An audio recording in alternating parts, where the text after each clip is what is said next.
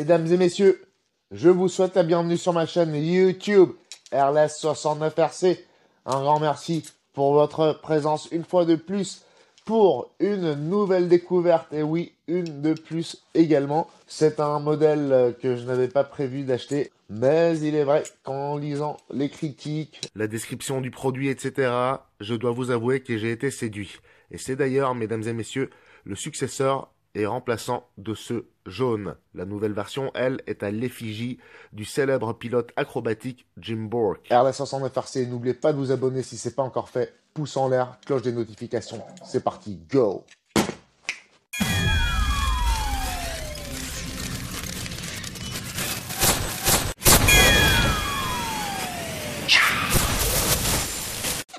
Et oui, messieurs, dames, je vous le disais, c'était pas vraiment prévu que je me procure cet avion, mais même si je suis pas bon là-dedans, en fait, l'essentiel, c'est de s'amuser. Ça, n'oubliez-le jamais.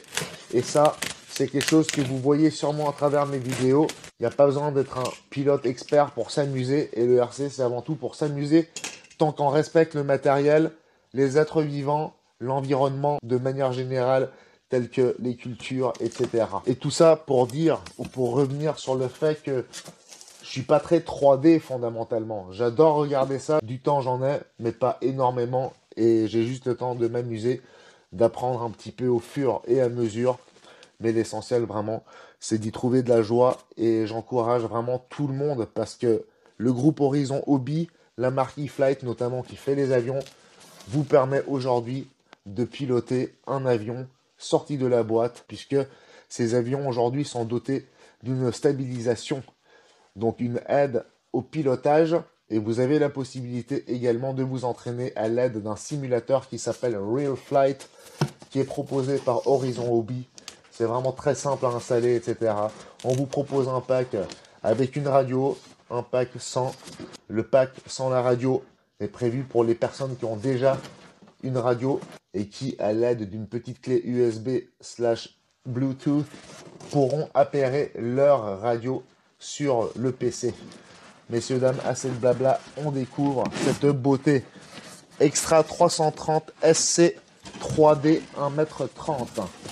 C'est pas très grand 1m30, mais je peux vous dire, vu la nervosité du bestiau, c'est largement suffisant. Allez hop. Voilà cette beauté, messieurs, dames. Franchement, ce type a beau.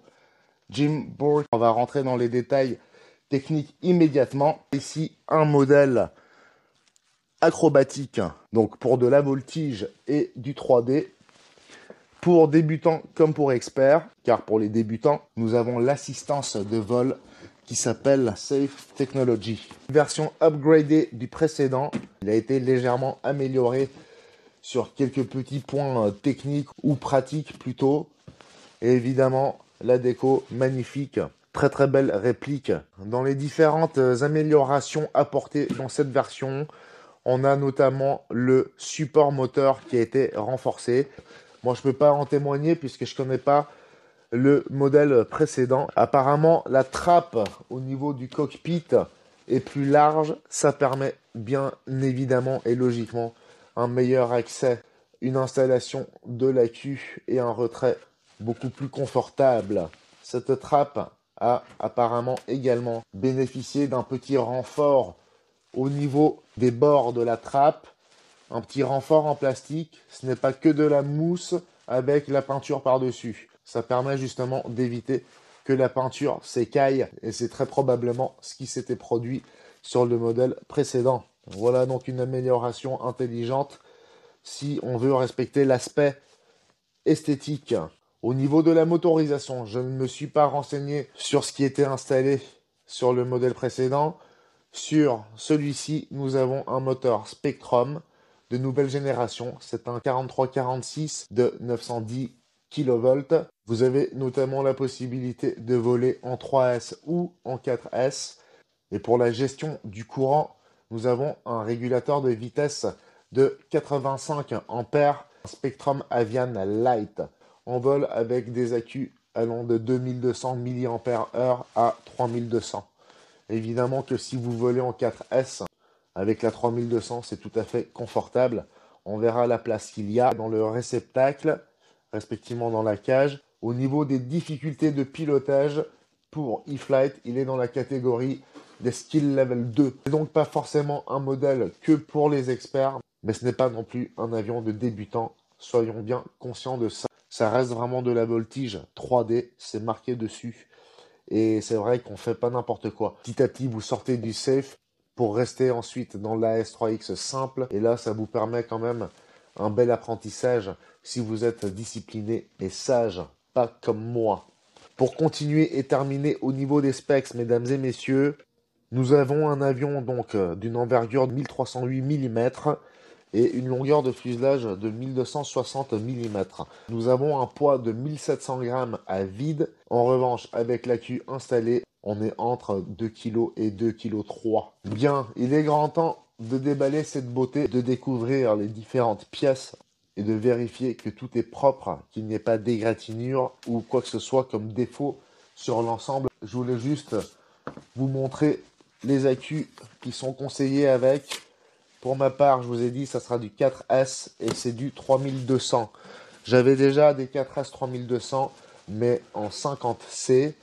Il s'agit du débit de courant. Là, on est sur du 100C. Et apparemment, ça fait quand même une petite différence. C'est indiqué ici, chez Spectrum, vous avez 30, 50 ou 100C. Apparemment, sur les voitures, ça fait pas de grande différence. Mais j'ai déjà entendu dans certaines vidéos d'Horizon Hobby que cela pouvait faire une différence avec certains modèles, comme par exemple celui-ci.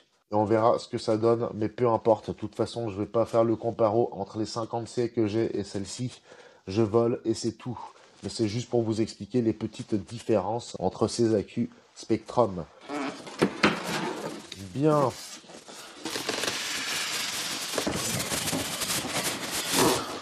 Voilà. Première chose vraiment qui apparaît à la surface, c'est le manuel d'instruction.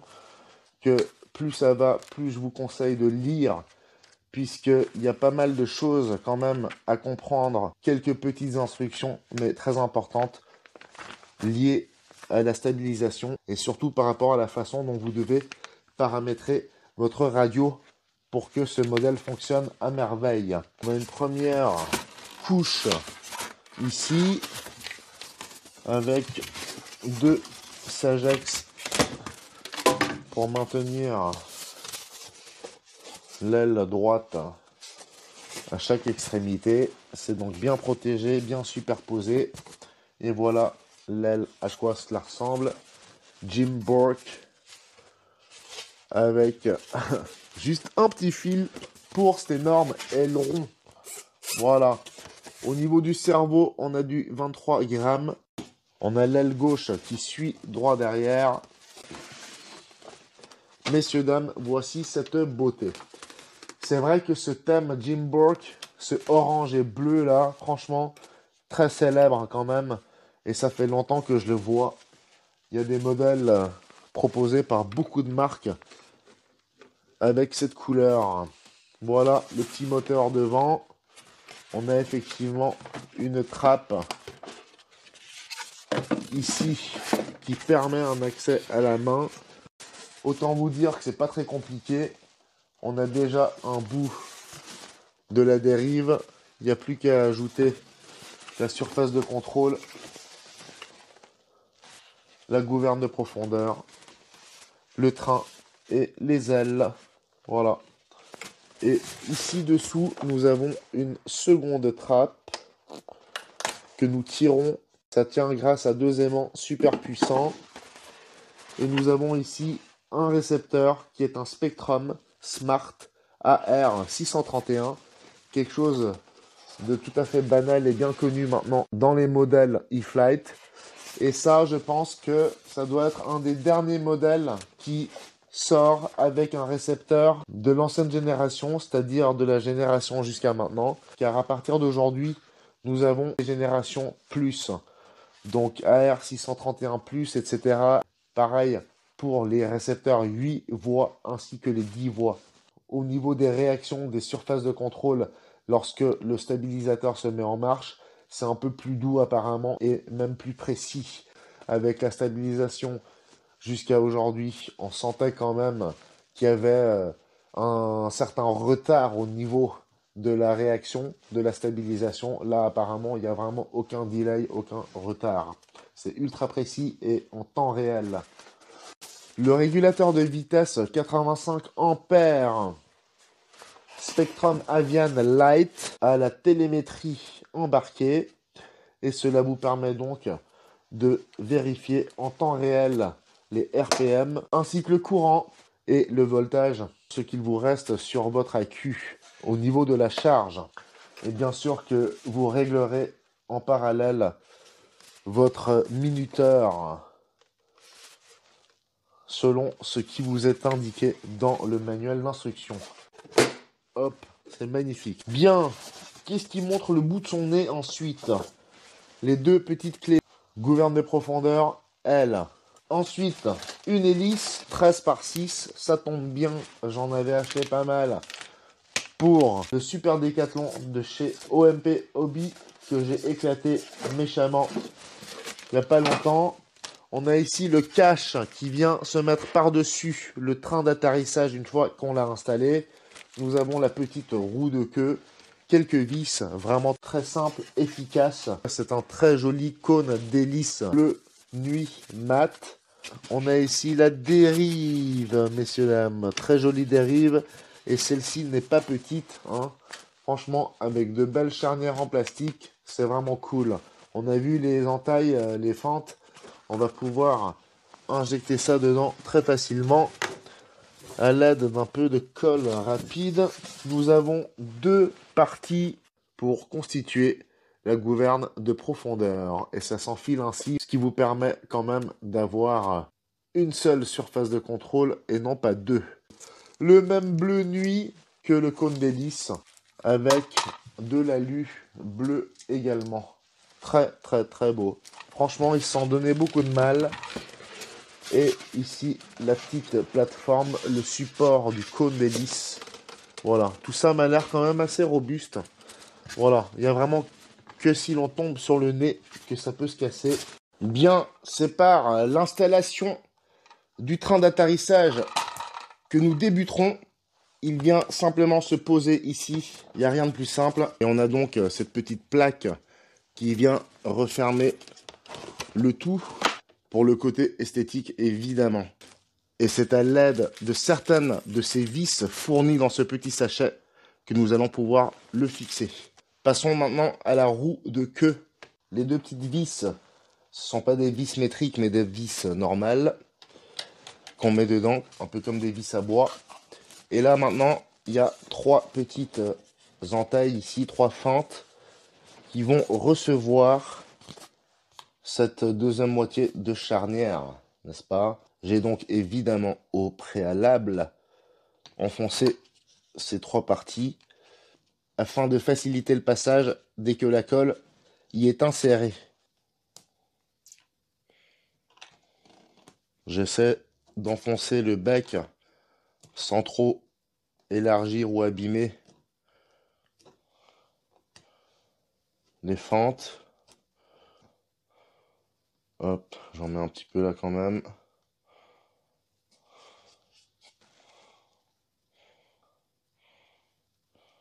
Voilà. Comme ceci.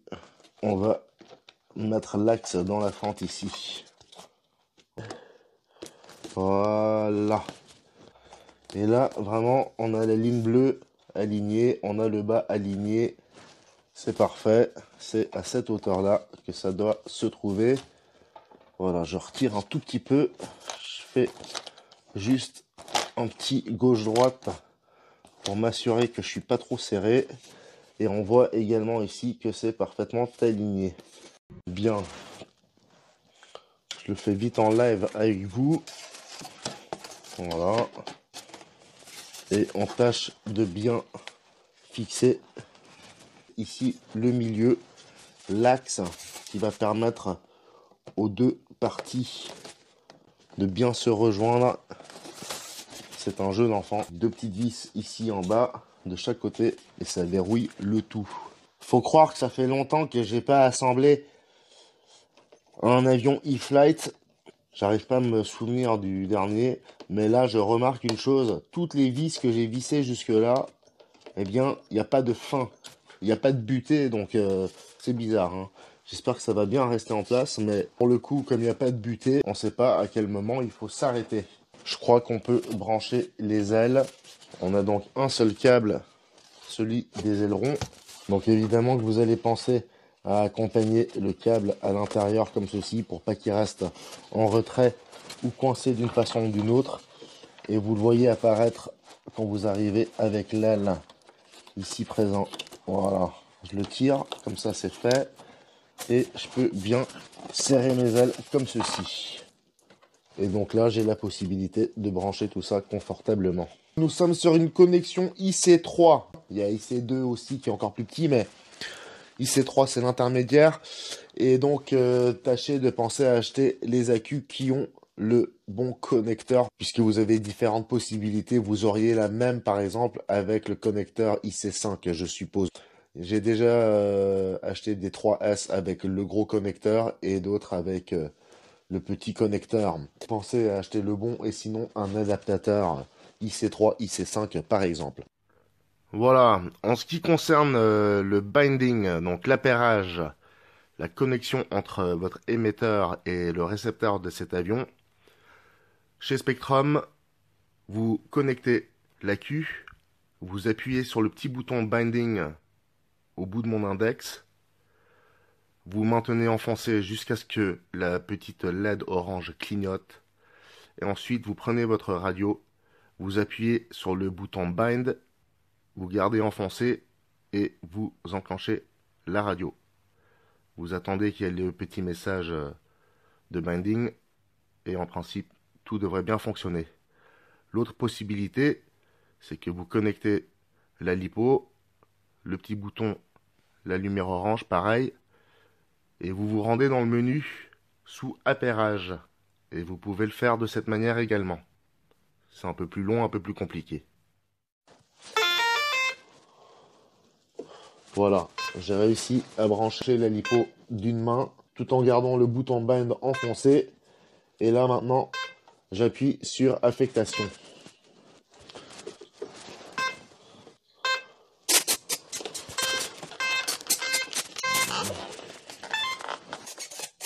Tout semble fonctionner. J'ai mis 70% de débattement, 70% de débattement sur un mode. Et sur le mode 2, j'ai mis 100% avec un peu d'expo. Maintenant, en ce qui concerne cette fameuse assistance de vol AS3X Safe qui se règle ou se paramètre via la radio, mesdames et messieurs, c'est un paradoxe de parler d'ailleurs d'assistance avec un tel modèle Voltige 3D, mais justement Horizon Hobby avec sa branche avion e-flight vous permet d'acquérir un tel modèle, même si ça fait pas longtemps que vous pratiquez, mais que vous kiffez cette discipline Voltige 3D et que vous voulez commencer, ça vous permet un apprentissage tranquille, assez rapide et efficace donc. Pour paramétrer tout ça, assurez-vous que la radio et l'avion soient enclenchés, appairés, comme on vient de voir, que les surfaces de contrôle de l'avion soient parfaitement alignées, que tout soit trimé et que l'appareil soit prêt au vol. Vous allez ensuite rentrer dans votre radio, dans le menu, sous la rubrique Programmation avant. Et lorsque vous rentrez dedans, on vous suggère d'allumer, donc d'activer le Safe et l'AS3X. Je vous conseille d'activer les deux, de toute façon, pendant la séance de vol. Vous pouvez toujours désactiver le Safe et voler uniquement avec l'AS3X, ce qui vous permet plus de souplesse, etc.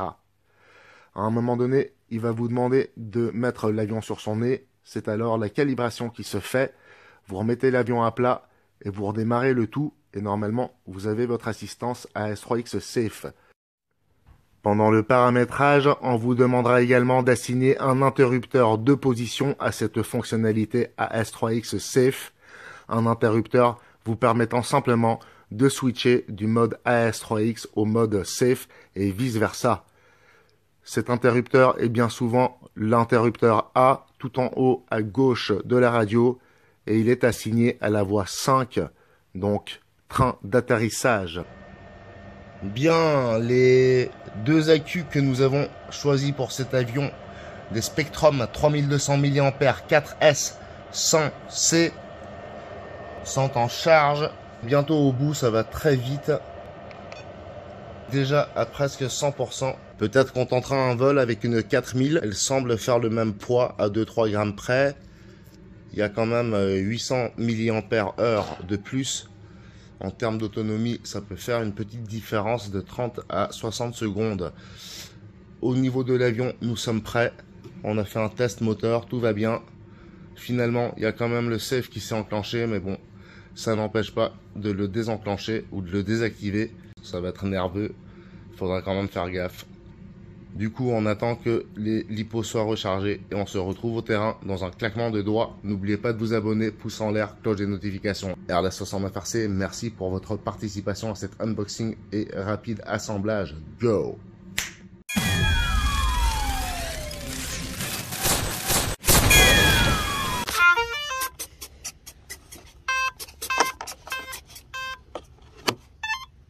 Bien, messieurs, dames, nous sommes le lendemain de cet unboxing et nous allons donc profiter de ce joli petit soleil du matin. Il est à peine 10 h pour effectuer donc ce premier vol, ce vol inaugural, ce maiden flight avec ce magnifique Extra 330 SC à l'effigie de Jim Bourke, apparemment célèbre pilote acrobatique. On va essayer de faire ça comme il faut, on va pas prendre de risques aujourd'hui, juste 2-3 tours, une ou deux pirouettes simples, histoire de vous montrer 2-3 images post-unboxing. RLS69RC, n'oubliez pas de vous abonner, pouce en l'air, cloche des notifications, c'est parti, go! Bon bah c'est bien, je viens d'effectuer le premier vol, j'avais oublié d'enclencher la caméra. Bon, tout s'est bien passé, j'ai dû avancer la lipo d'un poil, car l'avion était trop lourd du derrière. Allez, c'est reparti.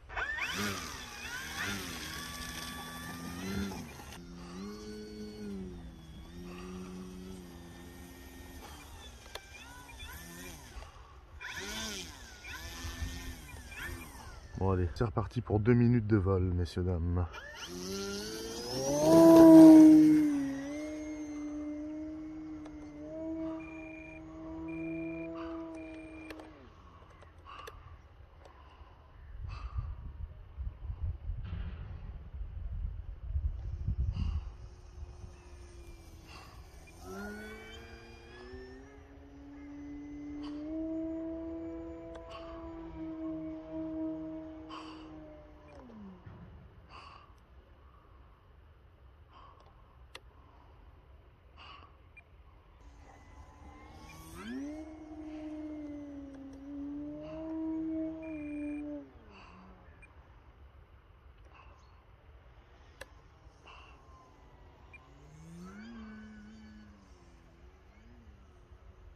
Ouh là là, on dirait que j'arrive déjà au bout de la queue. Putain, on va redescendre parce que là, je sais pas ce qu'il va me faire le truc.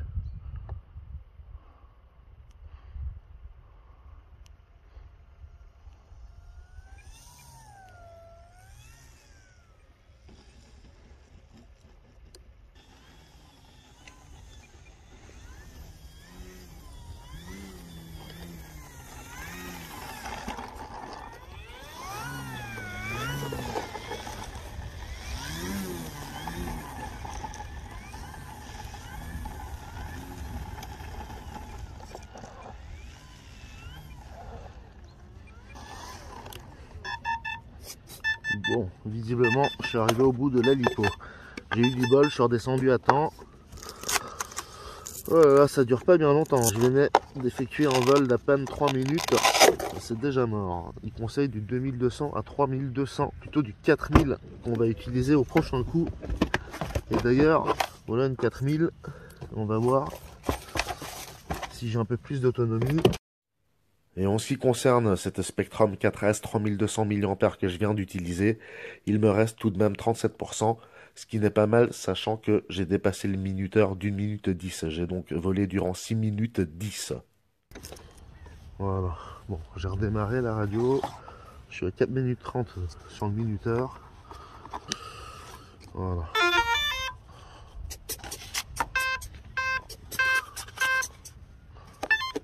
Bon, là on est dans le vrai 3D. Je dois vous dire, ça fout les jetons au début parce que j'ai vraiment pas envie de le casser. Et jusqu'à ce que ma sensibilité s'y habitue ou s'y fasse, je vais y aller mollo. Je peux vous dire qu'avant je me suis fait 2-3 frayeurs. C'était hors caméra, mais bon, il n'y a pas besoin de filmer pour se faire des frayeurs. On va repartir. Cette fois-ci, on va partir dans l'autre sens, c'est-à-dire direction là-bas. Il n'y a pas de vent.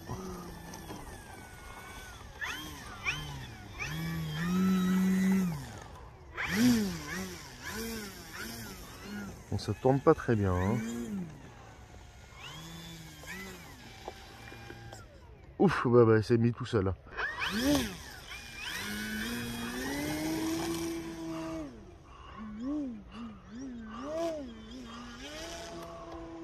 Oh bah c'est joli. 4000 mAh, c'est pas trop lourd. Il gère bien.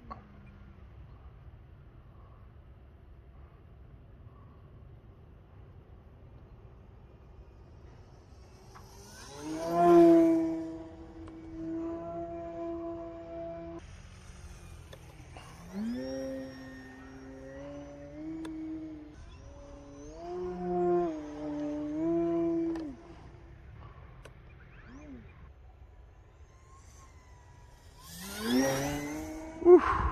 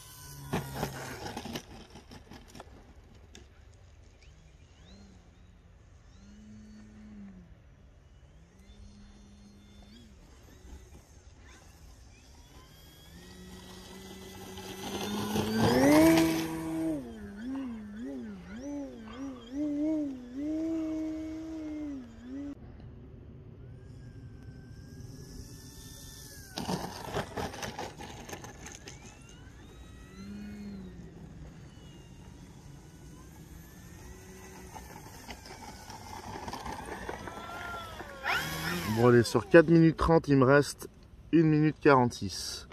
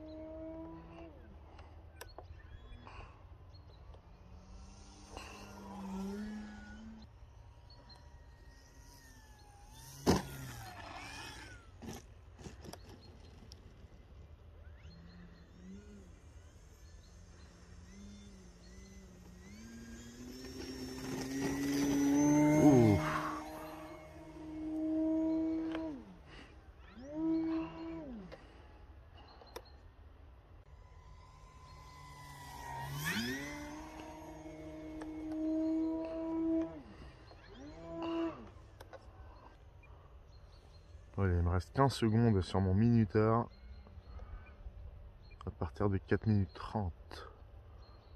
On va redescendre et on va checker la lipo.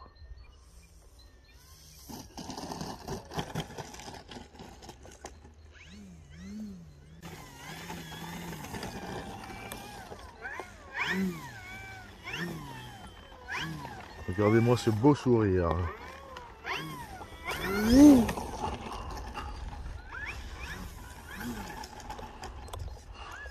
Bien, sur cette minuterie de 4 minutes 30, il me reste donc 8 secondes. Vous l'avez vu, hein, j'ai pu faire quelques allers-retours quand même, c'était assez sympa. Après presque 4 minutes 30 de vol avec une Spectrum 4000 mAh 4S, il nous reste 28%. Donc c'est vraiment très gourmand, cet avion est gourmand.